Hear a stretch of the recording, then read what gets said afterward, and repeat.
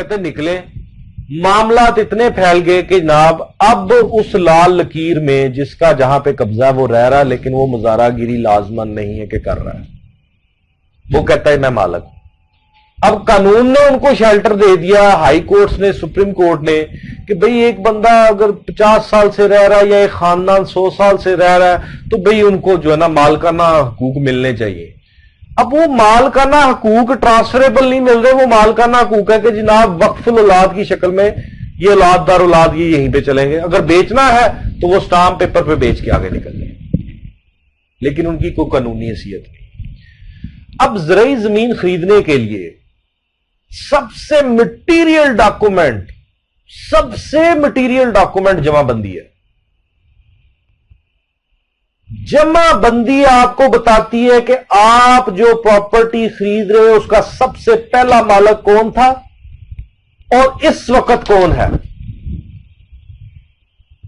جمع بندی کا ڈاکومنٹ سب سے پرائم ڈاکومنٹ ہے. آپ نے کوئی بھی زرعی زمین خریدنی ہے تو آپ جمع بندی لیں. اگر کوئی بندہ ویسے ہی آپ سے فراڈ کر رہا ہے آپ کو پتا چل جائے گا. اگر ایک بندے کا نام آ رہا ہے تو آپ کس طرح آیا ہے جمع بندی میں وہ بھی آپ کو جمع بندی میں پتا چلے گا. کوئی انہیریٹنس کے ذریعے آیا، موروثی لیول سے آیا، کوئی پرچیز کر کے آیا، کوئی گفٹ کے ذریعے آیا، کوئی ایکسچینج کے ذریعے آیا. جیسے جیسے آیا ہے جمع بندی پہ اس کا نام ہوگا. اگر آپ جس سے خرید رہے ہیں اس کا نام جمع بندی میں نہیں ہے تو اس کا مطلب یہ نہیں ہے کہ وہ مالک نہیں ہے. جمع بندی صرف اور صرف آپ کو آپ کی زمین کے مطابق سٹرکچر بتا دیتی ہے. اب آخری بندہ ہے اے، جمع بندی کے مطابق آخری بندہ اس پراپرٹی کا مالک ہے اے، وہ ہبہ کے ذریعے ہوا. اب جس سے آپ پراپرٹی خرید رہے ہو وہ نہیں ہے جمع بندی میں. آپ کہتے ہیں اوہو جمع بندی میں تو ہے ہی نہیں اس کا نام، میں کیا کروں. مجھے تو وکیل صاحب نے بتایا تھا کہ جمع بندی میں نام ہوگا، تو میں یہ نہیں کہہ رہا. میں یہ کہہ رہا ہوں کہ اے آخری مالک ہے جمع بندی کے مطابق. جمع بندی کے مطابق اے آخری مالک. اب اے نے بی کو وہ پراپرٹی بیچ دی ہوئی، بی سے آپ وہ پراپرٹی خرید رہے ہیں. اب بی کے پاس جو ٹائٹل ڈاکومنٹ ہے اگر تو وہ اے کے ساتھ ہے، اگر تو وہ اے کے ساتھ ہے تو پھر اس کا مطلب بی مالک ہے. وہ دوسری کتابوں میں ہے. جمع بندی ایک کنکلوسیو ڈاکومنٹ ہوتا ہے، وہ کسی جگہ سال بعد پریپیئر ہوتا ہے، کسی جگہ 5 سال بعد پریپیئر ہوتا ہے، لیکن آپ کی چین اے کے ساتھ ملنی چاہیے.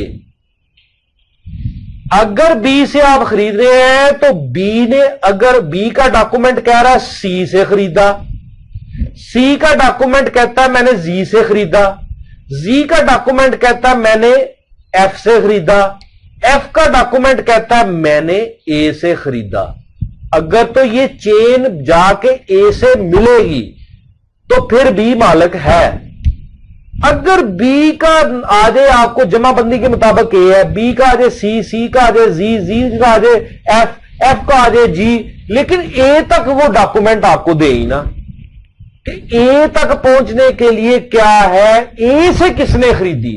اگر وہ ڈاکومنٹ آپ کو نہیں دیتے کہ اے سے کس نے خریدی تو پھر اس کا مطلب کہ اس میں فراڈ انوالو ہے. پھر آپ یہ پراپرٹی مت خریدیں. یہ ساری تگو دو کسی زمانے میں بہت سیانے جو لوگ ہوتے تھے وہ کرتے ہوتے تھے. اب ہم میں اتنی تگو دو کرنے والا کوئی نہیں. اب ہم کہتے ہیں کہ ہم پیسہ کمائیں یا یہ تگو دو کریں. اس کے لیے lawyersunline.pk نے آپ کو اتھینٹیکیٹڈ لا فرمز ریفر کی ہوئی ہیں. اوریٹرز ایٹ لا اس میں ملکہ رکھتی ہے. اوریٹرز ایٹ لا آپ کو یہ ساری دے گی. جمع بندی، جمع بندی کے بعد اب آپ نے ایک تو میں نے آپ کو پوائنٹ بتا دیا کہ جو آخری مالک ہے اس تک جب پہنچنا چاہیے. اب اس میں دوسری رائے، بی نے کہیں چین تو چلے گی، بی نے سی سے خریدا، سی نے بی نے کہیں سی سے فراڈ تو نہیں کیا ہوا جو آپ کو نہیں پتا؟ اگر بی نے سی سے فراڈ کیا ہوا ہے تو وہ آپ کو کیسے پتا چلے گا؟ بی نے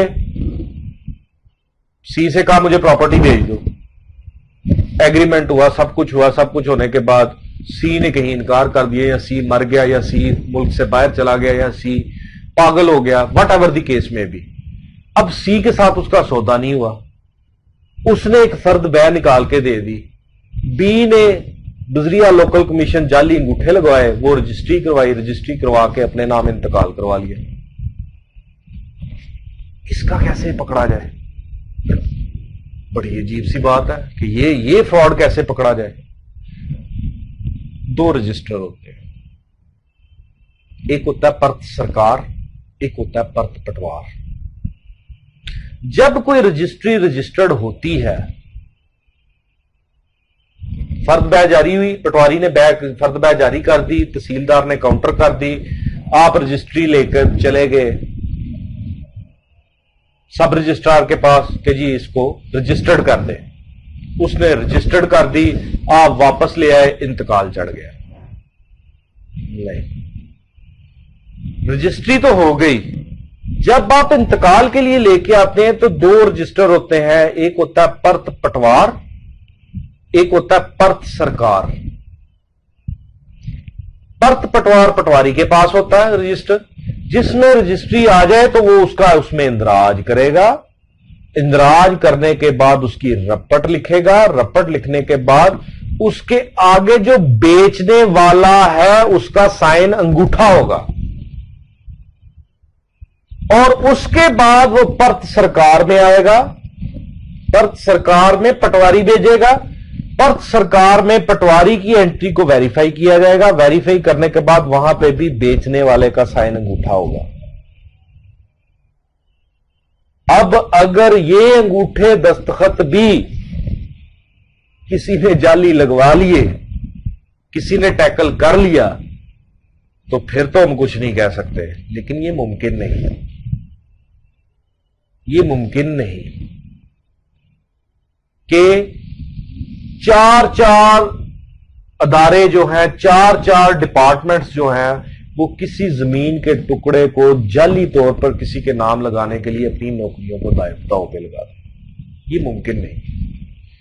اگر ممکن ہوا تو کسی بڑی ٹرانزیکشن پہ ہوگا، اگر کسی بڑی ٹرانزیکشن پہ ہوگا تو پھر اس وقت اگر آپ مجھ سے پوچھیں گے تو میں آپ کو اس کی بھی تفصیل بتاؤں گا۔ چھوٹی ٹرانزیکشن میں اتنا زیادہ کوئی نہیں آتا کہ کوئی اپنی نوکری سے کھیل جائے، کہ پٹواری کے پاس سی جائے اور کہ جی میں ڈی ہوں، میرا انگوٹھا سائن لگا لیں، میں ادھر ہی ہوں، تو وہ پٹواری کہے کہ جناب ٹھیک ہے جی ڈی انگوٹھا لگوا، اس نے ویریفائی کرنا ہوتا ہے کہ یہ سی ہے، ڈی نہیں ہے۔ اسی طرح تحصیلدار نے بھی ویریفائی کرنا ہوتا ہے کہ یہ بندہ نہیں ہے، کل کو فراڈ نہ ہو، کل کو کوئی سلسلہ کار نہ ہو۔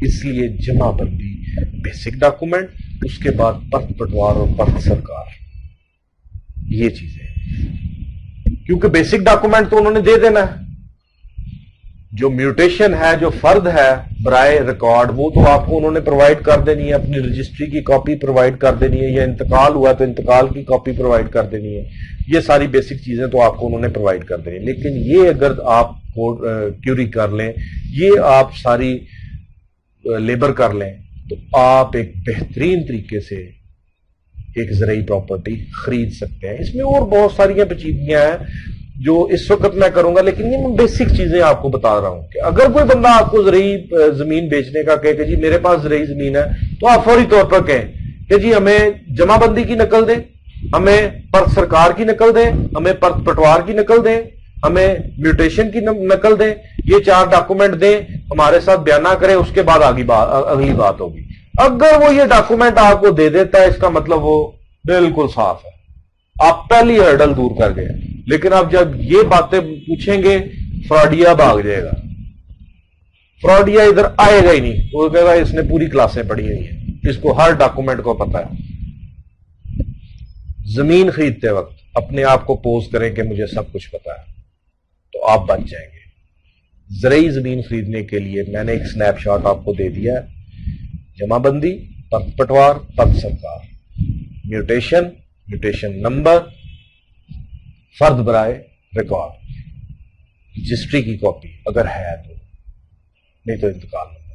ये सारी चीजें अगर कोई आपको प्रोवाइड कर देता है कि ये ले डॉक्यूमेंट और वेरीफाई करवा ले, तो 90%, 99% इंश्योरेंस है कि आपके साथ फ्रॉड नहीं होगा अगर वो डॉक्यूमेंट्स वेरीफाई हो जाए।